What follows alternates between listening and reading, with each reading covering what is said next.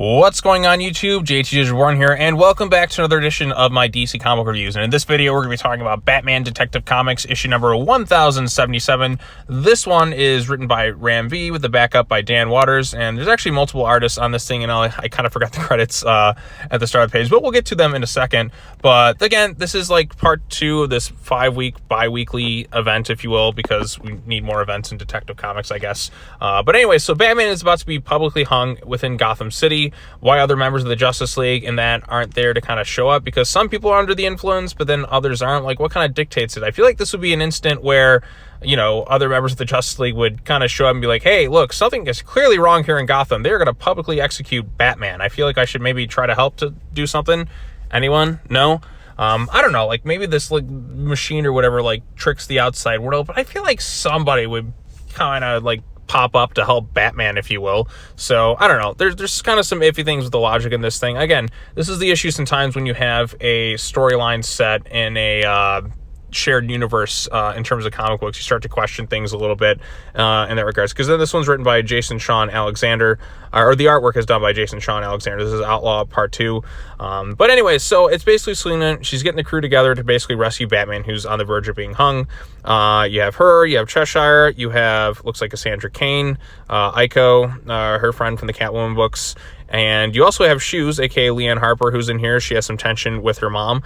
You have Solomon Grundy kind of in the background, and Jim Gordon's involved on this team. It looks like you got Oracle there too. Why isn't she reaching out to other people outside of Gotham City is beyond me. I don't know.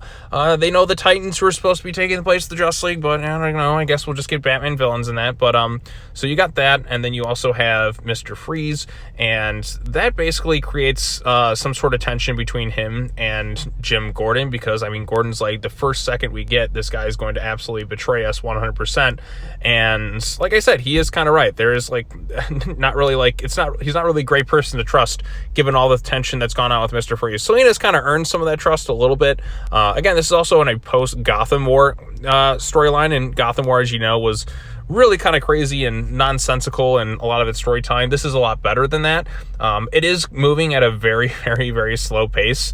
I feel like this Ram V book has been going on for so long at this point. I'm like, my goodness, I can't even remember like where it started. So when it's all done, I do want to kind of go back and reread the whole thing from start to finish when I get time, and just kind of see how it flows like continuously in that regards. I know I keep like saying that every time I cover an issue, but like maybe it'll flow better if I just read every issue of it, like from like where it started to where it kind of ended up. I think that would probably like work out a little bit better. But again, this is about forming the team. Selina kind of has one moment where she sees the chained up Batman. She could get her friends to kind of free him from here, but I guess she's just not going to at this time. It's a little bit too risky. But again, where are the other superheroes that are there? Like, hey, Batman's in some real serious stuff.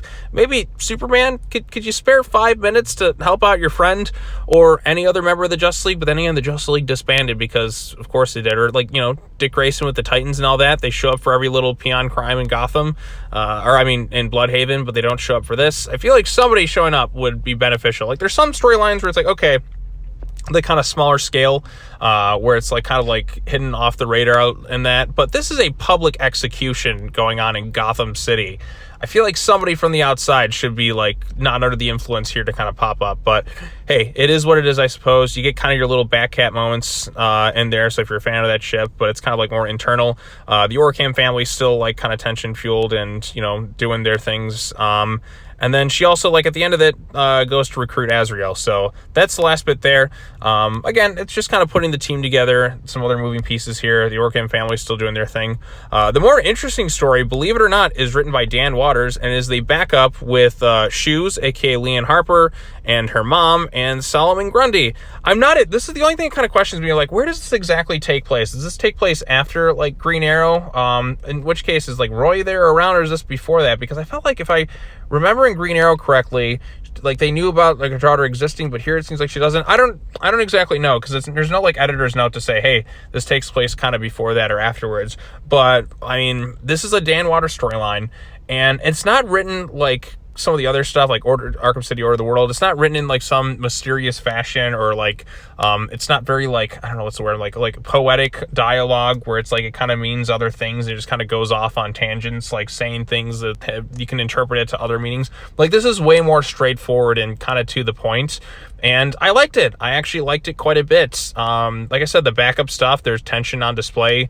You see Leanne's been kind of doing this stuff on her own for quite a while. As you know, if you've been reading Green Arrow, like she's been the Green Arrow family's been displaced throughout time, through numerous like instances. So, and then like she kind of like wants to live in Gotham's kind of her home. She's trying to enlist her mom's help to kind of like take care of business. There's still some tension on display. She's also been working with Solomon Grundy.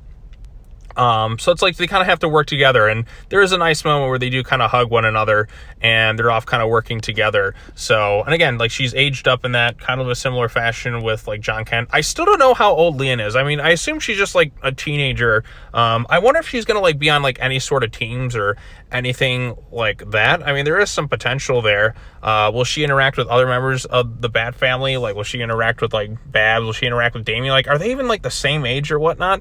I don't know. I feel like she could like maybe like be on like some of those other like Titans teams or something like that. But then again, we don't really have a Teen Titans book going on at DC right now. I feel like at some point we will get some sort of Teen Titans book. And we have the Titans book by Tom Taylor.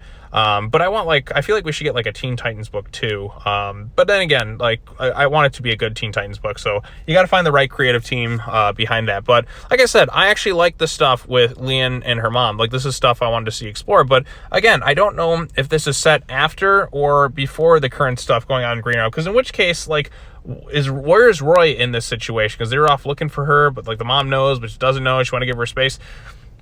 I don't know. I think this has got to take place a little bit beforehand, but I'm trying to just kind of wrap my head around like the timeline of all this stuff. But I mean, as it's like I said, if you're not reading that and you're just kind of focusing on this stuff, this is a good moment between like mother and daughter stuff that I've been kind of looking for. In a way, it kind of like robs the Green Arrow book of having that moment, but if you're going to have it somewhere, like at least have it the book where she was kind of introduced or reintroduced, if you will.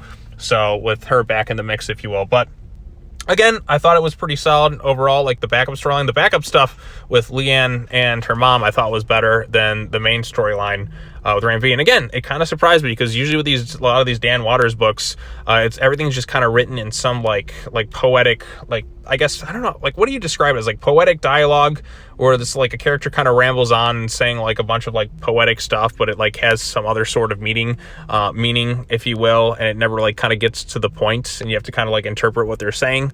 That's fine sometimes, but when it kind of gets to like every single time I read one of the stories, like Order of the World kind of was, when you have like the 10-eyed man talking, it gets a little bit kind of tiresome. But here it was way more straight to the point. Like I could understand everything clearly, and it led to a nice mother and daughter moment. So I liked it. I like that stuff quite a bit. In fact, I'd rather just kind of explore that more so than this never-ending Orgham storyline that seems to just be kind of going on forever. But I will give Ram V this over, like, at least it's like stayed on the path and not like, I mean, it's been a very, very long path with this storyline, but alas, you stayed on the path with it and just kind of kept the focus on it and has been continuously kind of building it. Are the Orghams the most interesting characters or villains or exciting when they're on the page? I don't think so.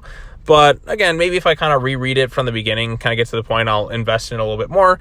Yeah, it is kind of still moving at a bit of a snail's pace because the storyline's just been going on forever, it seems like. But there are good elements to it. And like I said, I like the backup stuff. So yeah, I think that's all I really have to say about this one. If you have any thoughts on this particular issue, let me know what you thought of it in the comment section down below. Be sure to like this video, share it with your friends, subscribe to the YouTube channel for more content, the bell for notifications, all the other fun stuff. I'm saying, like I said, check it out for the backup. That's the good stuff.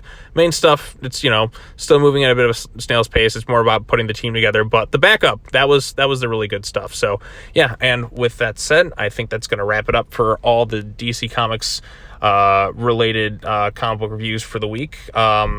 Tomorrow there will be a Godzilla comic book review, and then Thursday I'm going to try and squeeze in and after the movie if I can, and then on Friday is the first 2 episodes of the Monarch Legacy of Monsters series, so I'm going to be talking about that for sure. And then maybe Saturday you'll see me on something else unless I can get something else done. I don't know, there's just a lot of stuff kind of going on right now, so in the meantime, enjoy these comic book reviews. I covered World's Finest Teen Titans. I covered Batman and Robin.